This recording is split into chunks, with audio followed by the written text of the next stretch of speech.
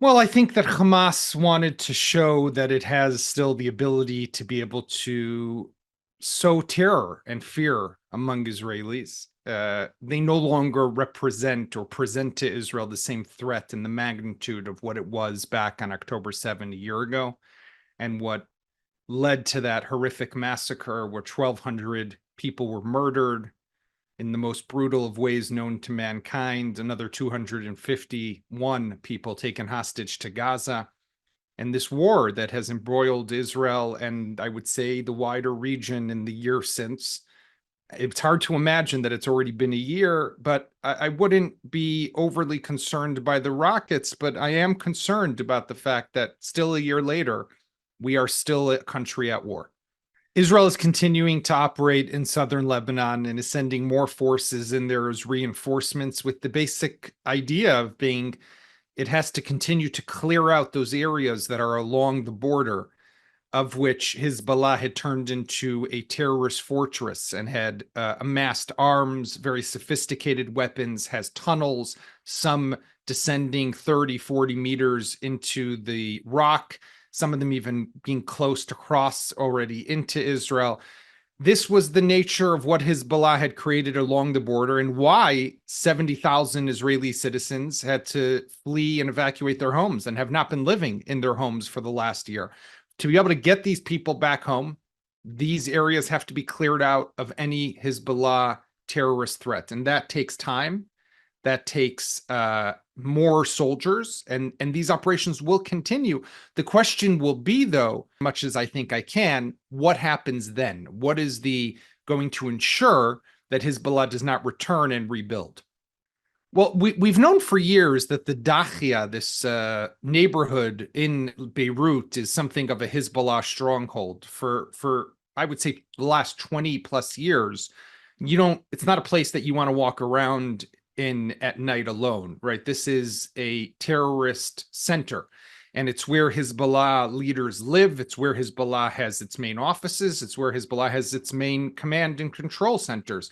Some of them, as we know, are deeply dug underground in bunker networks, the likes of which were destroyed to kill the leader of Hezbollah a couple weeks ago, Hassan Nasrallah, and some of the other top officials of the terrorist organization.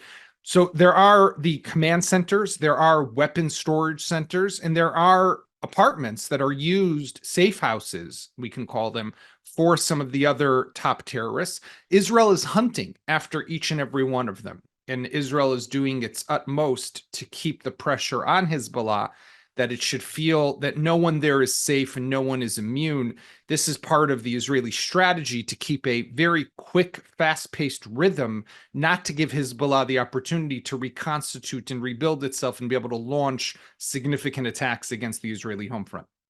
The threat definitely remains, and they still have a significant capability. I mean, we went into this war with Hezbollah, with the IDF, the Israeli Defense Forces, saying that Hezbollah has anywhere from 100 to 150,000 rockets and missiles, most of them short range. Most of them can strike, let's say, Haifa north, which is about 40, 50 kilometers from the border into Israel.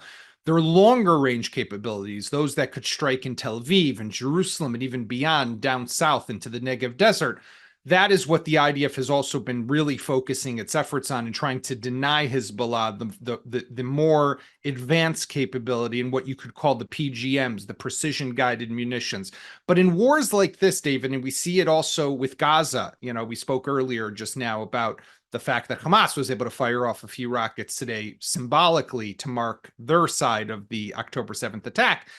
They will always have rockets. They will always have weapons. You will never end the war where you'll be able to say, I got every single one of them, because it's just virtually impossible to be able to do that unless you are deciding that you are going to completely occupy these places and go door to door and hunt them down for years. And that's not something that Israel wants to do.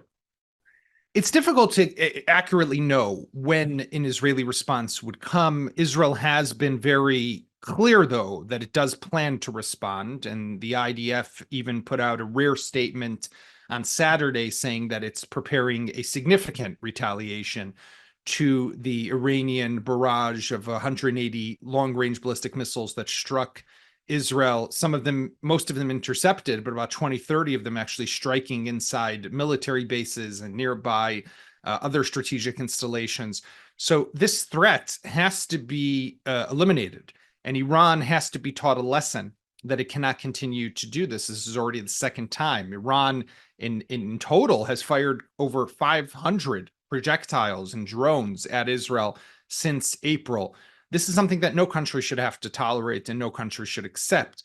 The question, though, is why has Israel not yet responded? This happened already about a week ago. And I think that the answer might be in the fact that Israel recognizes that any strike against Iran, depending on what it's going to be, if it's going to be something small and symbolic, that it can easily do on its own. But if it's going to be something bigger, it does require a significant level of coordination with specifically its American allies and CENTCOM, the Central Command of the United States military, but also between the White House in Washington and the Prime Minister's office in Jerusalem. There needs to be a level of coordination that needs to be higher or deeper than what we've seen in the past. We've seen this, by the way, in the 2007 strike that Israel carried out against Syria's nuclear reactor. Also then, when you're dealing with the scope and the nature of this type of threat, it really requires an intimate level of understandings that are reached between, Israel and the Americans. And it could be that that's what is holding things up, is just ironing out those issues, getting everyone on the same page, and then maybe we'll see something happen. It is hard to find hope at times, to think about the fact that we're still a year into this war, and it's hard to see how it ends. Just looking at Gaza as an example, Israel had cleared out the north of Gaza. It had finished there, but then Hamas is rebuilding itself. Israel has to go back in.